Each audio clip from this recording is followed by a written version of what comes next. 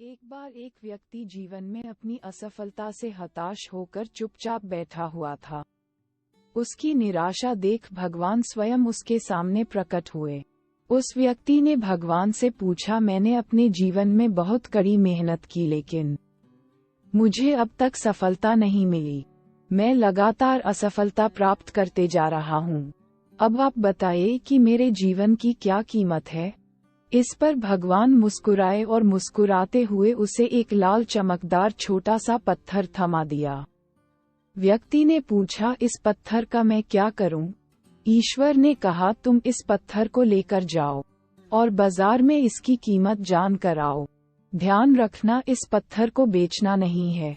ईश्वर के कहे अनुसार वह व्यक्ति उस लाल चमकदार पत्थर को लेकर बाजार में उसकी कीमत ज्ञात करने निकल पड़ता है। सबसे पहले उसे राह पर एक संतरा बेचने वाला आदमी दिखता है।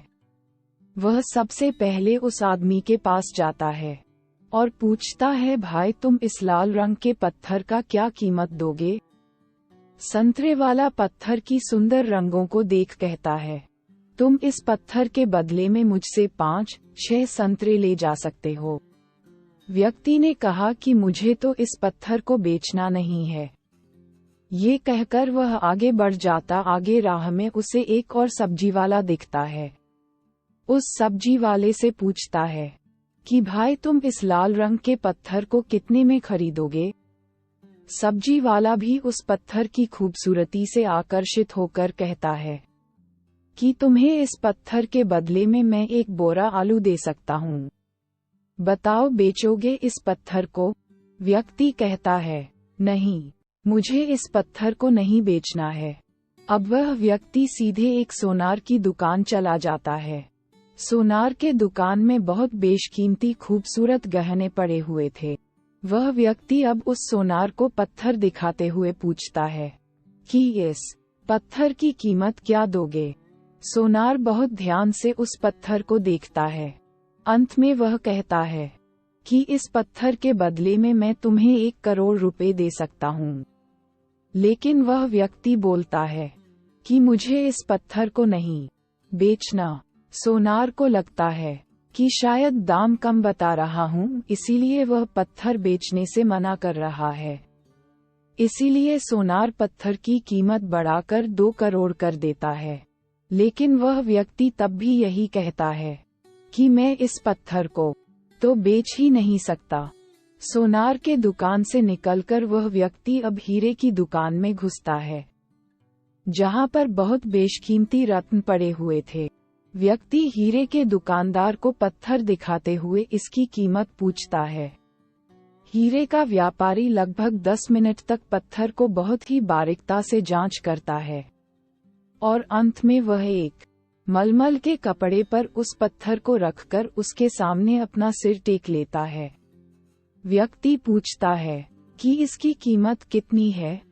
तब हीरे का व्यापारी कहता है, अरे भाई, तुम्हें ये कहाँ से मिला? ये तो दुनिया की अनमोल रत्न है, जिसे तो दुनिया की पूरी दौलत लगा दो तब भी खरीदा नहीं जा सकता।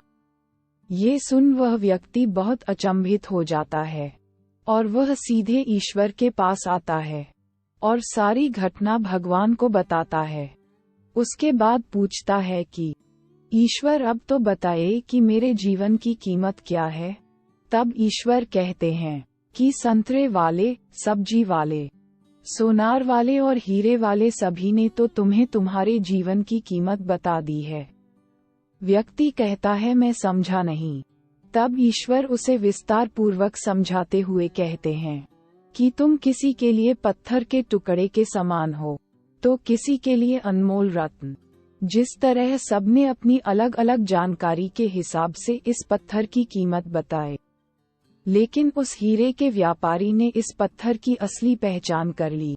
ठीक उसी तरह इस दुनिया में तुम कई लोगों के लिए एक मामूली इंसान हो। भले ही तुम में कितना भी हुनर क्यों ना हो, लेकिन वक्त के साथ यह हुनर जरूर निखर कर आता है।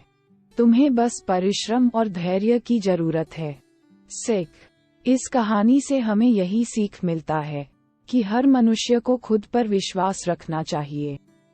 जिसे खुद पर विश्वास होता है और वह परिश्रम करता है, तो एक दिन हीरे के व्यापारी की तरह उसकी कीमत लोगों को समझ आने लगती है।